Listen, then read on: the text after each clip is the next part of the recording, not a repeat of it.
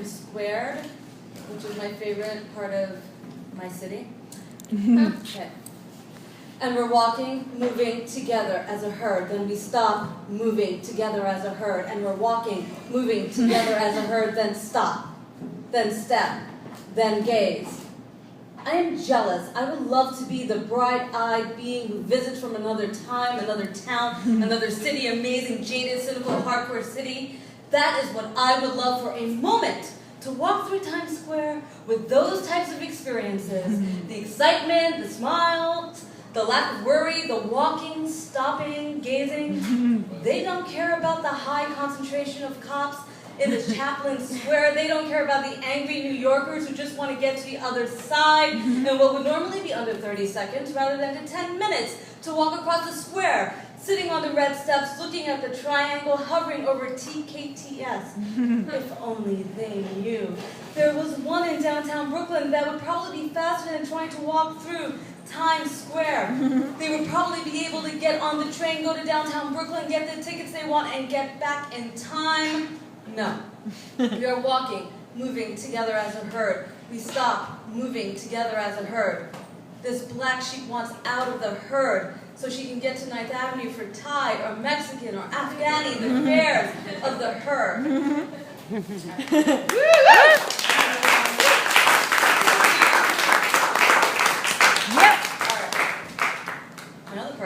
Another favorite part of the city is New York Public Library. Is one of my favorite Beaux-Arts structures. So it's a little love.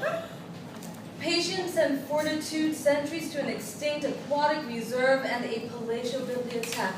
A reservoir to feed a thirsty city through the pipelines of minds and homes. A colossal instant where Rico meets pauper. A momentous flashback of forgotten days of wreckage. Embroidered ceilings hang under flattened roofs. Polychromatic murals within this noble space. It is a museum. It's an aristocrat's dream. It's a student's salvation, a private chamber, a public space, a tourist's haven, a researcher's oasis.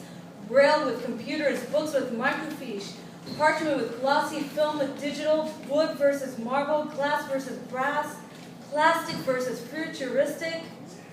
Patience and fortitude are guardians to a glimpse of the past in the midst of now, and now, and now, and now.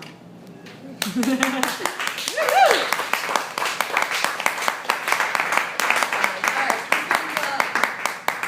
is my third favorite city in the city.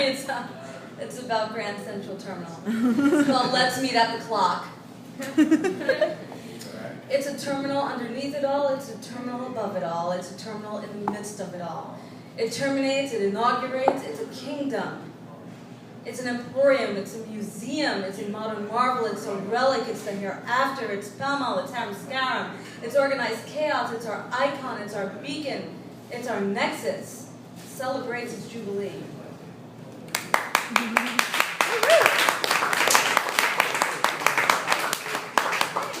Alright, I got 3 more from you. Alright, let me do this. Actually, this is the poem that was the prompt when we did Nature of the Muse back in January, and I haven't read it out loud since that night where we had to write it in 2 seconds, so we'll see what happens. I did an afternoon in Sing Sing, watched a bunch of comics give the performance of a lifetime. And that afternoon, as the sun dipped behind the glistening and quiet water, the train humming, ever so gently beneath my feet, as gates and doors and the wall of officers were behind us, I watched these men enjoy just plain old happiness. They weren't on lockdown, they weren't themselves, they were new characters. Not the characters they created that got them there, but new ones, clean, clear, arc and all, characters that made them reach their truth. The pain to just plain old happiness to solitary.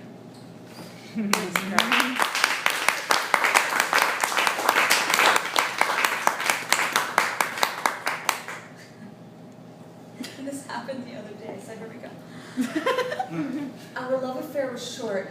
You were already sitting next to me before you even sat down. You read your work notes while I played a word game, praying I wouldn't lose the level right next to you.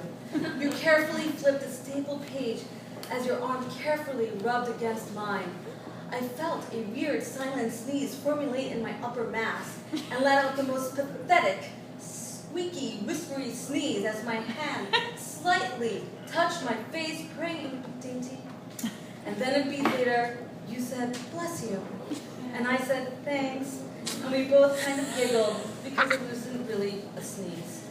Then I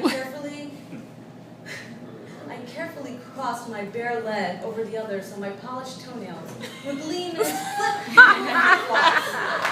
And you put away your work paper and took out the newspaper as we once again brushed shoulders so carefully in our seats in the barely crowded train.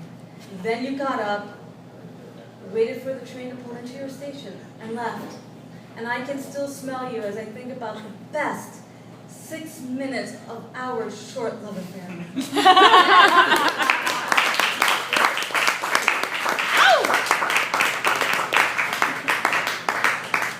so crazy town, but I was like, I have to write it. I don't even know what he looks like. Anyway, not important.